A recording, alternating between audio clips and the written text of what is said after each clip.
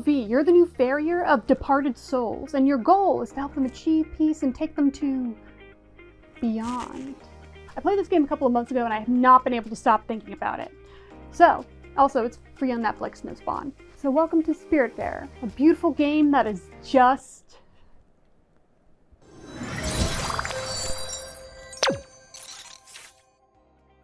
The previews had me thinking that this game was kind of like the bathhouse from Spirited Away, but it's something else entirely. So your name is Stella. You've woken up in the afterlife with your cat Daffodil, and also you have a big hat. I'm going to be borrowing it for a little bit to give you full immersion. Anyway, you're on your afterlife boat and there are so many things to do. There's fish to fish, recipes to create, ingredients to find or to pick, dragons to fight, jellyfish and fireflies and shades and comets, and there's a lot to do. And the soundtrack? The heart of this game is saying goodbye, so even though there are some heavy-hitting moments, you can't really say it's a surprise. What you don't anticipate, however, is how cute and complicated and charming all the characters are. They're these cute little animals who know you and who teach you and who tell you all about their own colorful little backstories as you learn more about them, like what they like, what they dislike, what they like to eat, what they refuse to eat, and which passengers they don't like, that kind of thing. An interesting aspect of this game is that all of these characters know Stella, know you, from the lives that they had before they ended up in this afterlife. And there's just something so sweet about being greeted by these funny and affectionate friends who hold you in such high regard. Some of my favorites include Summer, this little garden snake, or Toll, your uncle who's also a giant frog who likes playing his flute in the rain. These little critters are so cute and you just want to hug them, and you can. Hugging is a mechanic in this game to keep your passengers happy, and anything that has hugging as a mechanic in the game, it's a winner in my book. You can upgrade your ship and you can garden, and there's all kinds of actually resources that you can have on your ship. You can make rooms that are customized to each of the passengers' likes and dislikes. And if you're lucky, you'll see your passengers actually interacting with each other, playing their little instruments together like they're some ragtag little band. And for a time, everything seems like you're just this family adventuring the seas and exploring and finding different islands. Also, did I mention that this game is 2D animated? All of your motion is smooth but dynamic, if that makes any sense. Overall, the look of this game is very easy on the eyes. But then there comes a time to say goodbye. Both in-game and in real life, there always comes a time to say goodbye. And you can try to put it off if you want. And when a spirit asks you to take it to the Everdoor, you can actually say no and ignore it and then kind of continue on your merry way. But the game is designed that you have to say goodbye at some point in order to proceed on with your game. Plus, you can tell that's what the spirit really wants. They're ready to move on, and it's your literal job to help them do so. So you accompany them to the end. You row out with them to the Everdoor where it's quiet and you have one last conversation with them. Sometimes after you take a passenger to the Everdoor, you end up in this Aurora Borealis type level where Stella gently plays the guitar and you see moments of her life from before this afterlife. And then you hear this kind of ominous music, and then you see this owl. More on him in a bit. Something I've come to appreciate about this game is how complicated grief can be. Each passenger brings about different baggage, different emotions. There are some that you might not feel anything when they leave. And there's some where you might feel contempt. You're like put off from the character because of the things that they have done while they've been with you. But your job is your job, and your job is to say goodbye. Except sometimes you don't want to, and sometimes you don't get to. And ironically, that was as far as I got into the script for this video when my father suddenly died. So where do we go from here?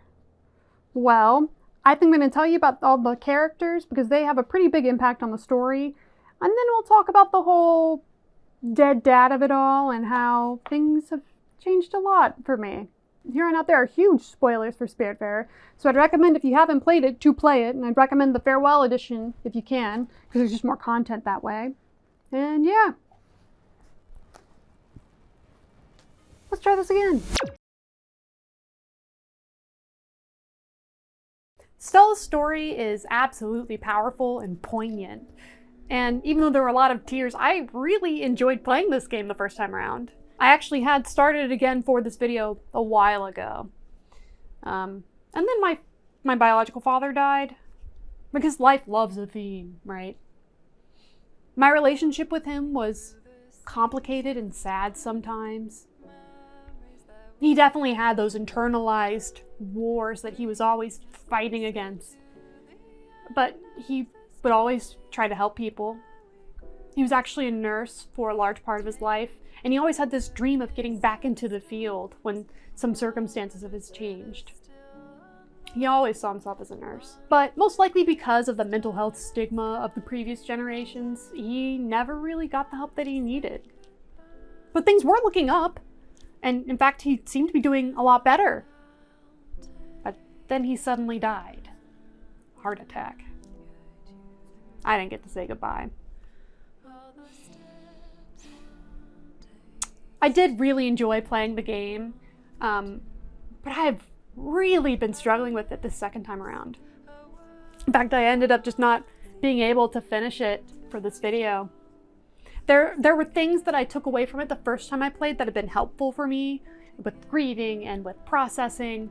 And I know that if and when I play this game again, I'll be able to take more from it and really appreciate it. But the wound of losing him is just too fresh right now. There is this one part of the game, though, that really resonates. So, like, there's this game mechanic where if you need to, make some more space or get some more resources, you can salvage a room, right? It disappears off the map and you get the parts of it. And something I didn't know until I had said goodbye to most of my passengers is that once you build a passenger's room, you can't salvage it. It's on your boat forever.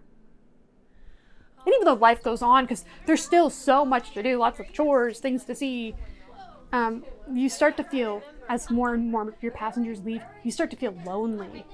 And your boat feels empty, but in the worst way possible, because it's not barren.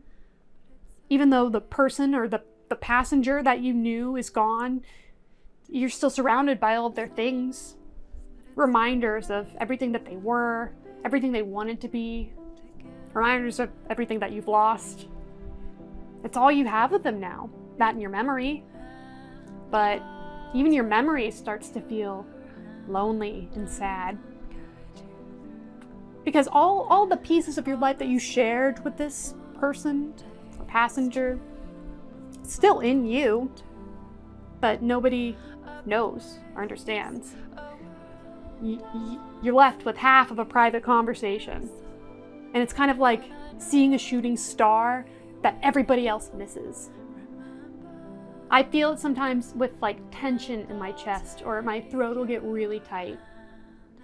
And I know at some point, right, the tension will ease and I'll be able to think about and feel the love that I had for him. And I'll be able to look back at all the times that I had with him with joy, while also not washing over his flaws or the reality of our relationship or the would-haves and what could have been. I hope at that point I'll know how to say goodbye. Because here, in the immediate aftermath, it's just pain.